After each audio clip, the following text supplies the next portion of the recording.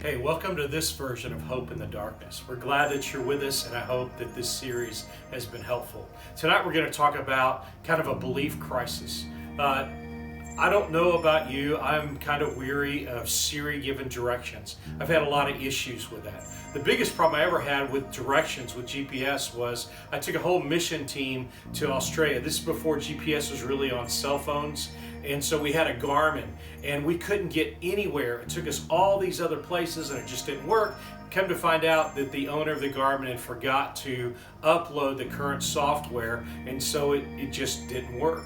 But I was traveling with my adult son, and so we were trying to get to a certain place, and so he said, hey, let's use Google Maps. Well, because of my other two previous problems, I thought, well, I don't know, but we'll try. And so we put it in, and we start on our journey to make it to where we're trying to go. And as we're kind of making our way, all of a sudden, it makes us do some turns. And I said, hey, son, we're going the wrong way. I don't think this is going to work. And he said, no, Dad, it's okay. Don't worry about it.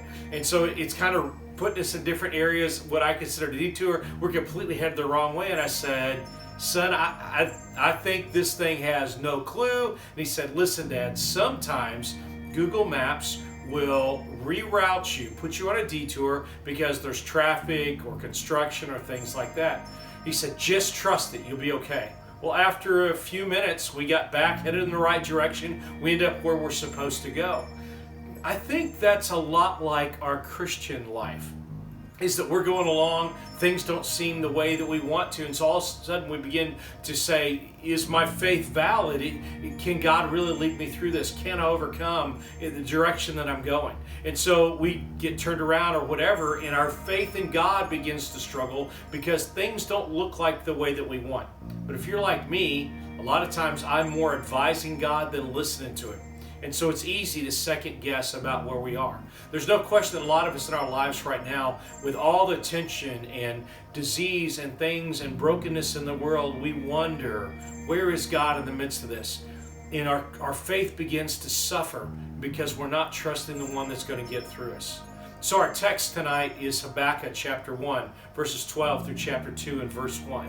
In that, there's this idea of, as Habakkuk writes, he's saying, God, I'm not so sure how you're doing things in this world. But finally, he kind of gets to this exception of, okay, God, I'm going to accept your word and your situation. Most of us continually try to mess with our situation, but what we have to understand is, in the midst of where God is in our lives, God doesn't necessarily promise that everything in our life is going to be smooth or even good, although He wants good in our lives. God's ultimate purpose is that we end up with Him in heaven. And some of us need refining or correction, although I will tell you, I don't want either one of those to happen. They're too hard. But often those things kind of get my attention of what's going on. So when Habakkuk's writing, he's pleading with God because what was chaos, and as the people pleaded for chaos to go away, God's replacing it with order, but the order is godless. And so now the people are saying, well, you solved one problem, you haven't solved all of it. So there's this idea of struggling. And so as Habakkuk is writing, he's saying God still rules history. God is still always in the outcome, and it may not be always the way you think it will be, but God is still here. In fact, in verse 12, as Habakkuk's writing, he says, I believe that we're not going to die. So his faith is God's going to take care of us. Now, I will say that God doesn't always answer the way that you want, but He does answer. And so they're struggling with this idea of things are going to get worse. They're not going the way we want. And Habakkuk's saying, no, God is still in control. And I believe that God will be with us. And then later on, he's going to write and he's going to say, but how long do I have to wait? And maybe that's where we are right now. Is how long, God? How long is this going to happen? How long are we going to get through this? Are you willing to wait for God's answer? And I'll tell you that I often struggle with that. Habakkuk, though, goes up on the top of a mountain, waits in a watchtower as God is going to answer. He realizes he doesn't have the wisdom to figure all this out. He's got to have God's answer. He's not able to justify even what's going on like a lot of people do in our world. So, yes, it will end. God is still in control. Still, God is with His people. You just need to wait for God. And I think that's where we are today, is wait. God's still in control. God's still with His people. Eventually, It may not be the order that you want, but it will be a new place that God will work with us for. I think when we struggle with this, there's a great illustration. You go into a restaurant. I would sit down and I would order a steak, a baked potato, and a salad. Get the steak exactly the way I want it. They would go away. But then if they brought my food out and it was grilled fish and cauliflower and bread, I would say, I'm sorry, I don't eat fish. Cauliflower is a yucky vegetable, and bread, I'm allergic to it. It can kill me. They'd say, yeah, but we thought this is what you wanted. I said, no, that's not what I ordered. I think in the midst of our world, we're saying, God is saying, hey, this is where I'm working. And we say, oh, God, we don't quite believe in that. This is what we need. Don't advise God. Listen to God and where you are. So in just a moment, Zach Muntz is going to share. Zach's going to share about the death of his sister and how that affected them and what they held on to. So in the midst of her taking her life, how that God still worked. I hope that in the midst of a belief crisis that maybe you're having, that you'll see that there still is faith. Hang on, God is there.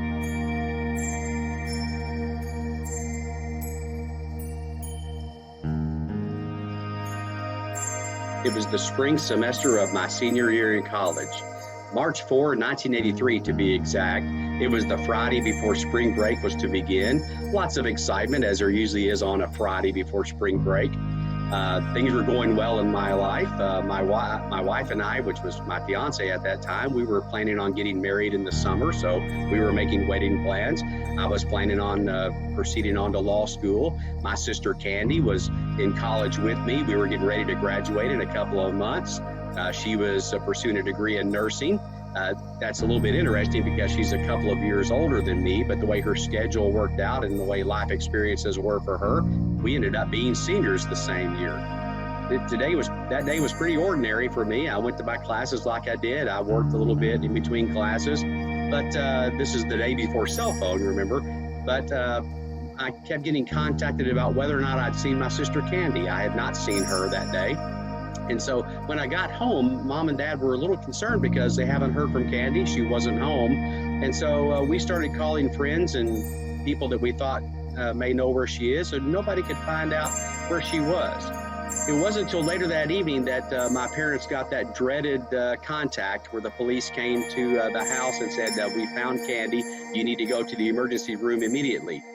When we got there, we found that my sister had shot herself.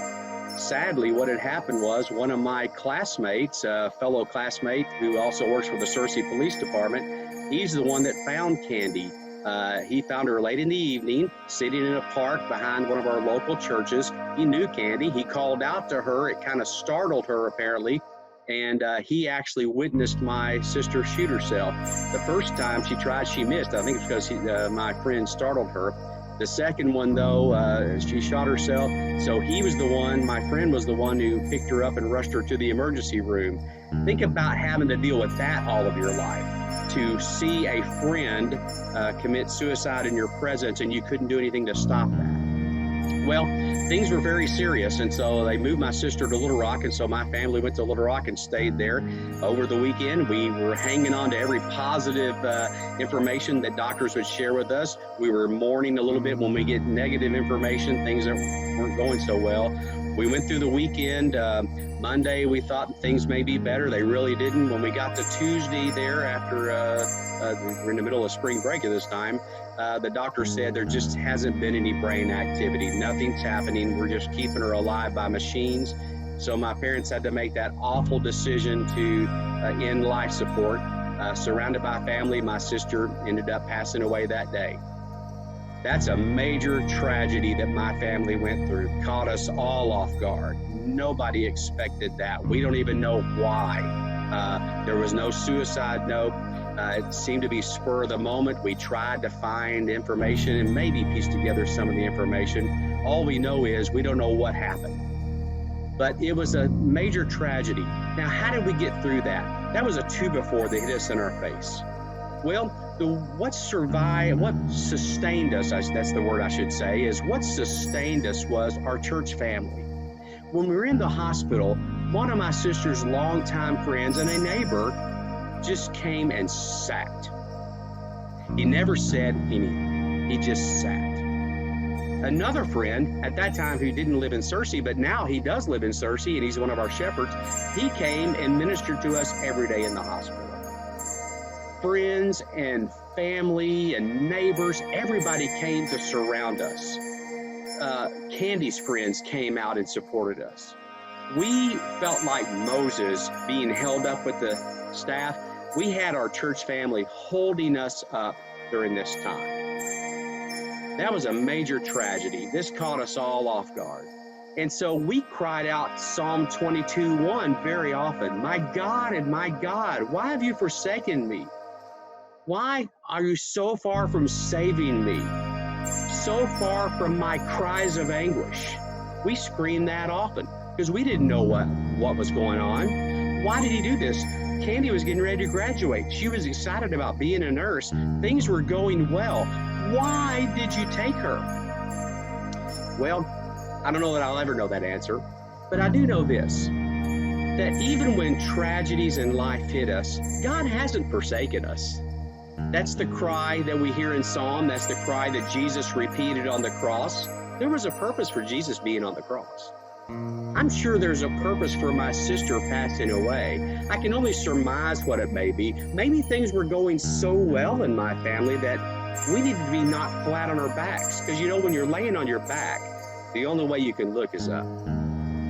Or maybe it was so I can empathize with other people going through the same thing. Guess what? I've been able to do that. During my lifetime, I've had many friends who had friends, family, or children who committed suicide. I know what they're going through. I can be the hands and feet of Jesus now, just like my brothers and sisters were the hands and feet of Jesus when we were going through our tragedy. Tragedies make us endure. And when we endure, we usually get character built in. And when we have character that builds in, that usually gives us hope. Does that verse sound familiar from the New Testament? And that hope doesn't disappoint us. Yes, it was a tragic event. We don't have all the answers. But God, and mainly his church family, sustained us even to this day. It's hard to get over this. It still affects my mom to this day. My father's passed away. Till his death, I could tell this bothered him because we didn't get all the answers. Remember that when folks are going through tragedies, we need you there a lot, not just in the short term, but in the long term. Our dearest friends upheld us for years. They remembered March 4th. They remembered my sister. She just celebrated her 61st birthday, or what would have been her 61st birthday, and I was sustained by the comments of many of her friends. I thought I knew my sister. I really didn't know my sister. Lots of her friends shared some wonderful memories of the impact she had on them. So what you need to do is remember that God is with you during these tough times. He's probably helping you get some endurance and some character. He's also maybe preparing you for farther down the road. I don't know that. That's what happened in my life, so that you can be his hands and feet. But remember to always, always love your church family. Always love those around you and support them in times of need. Blessings to you.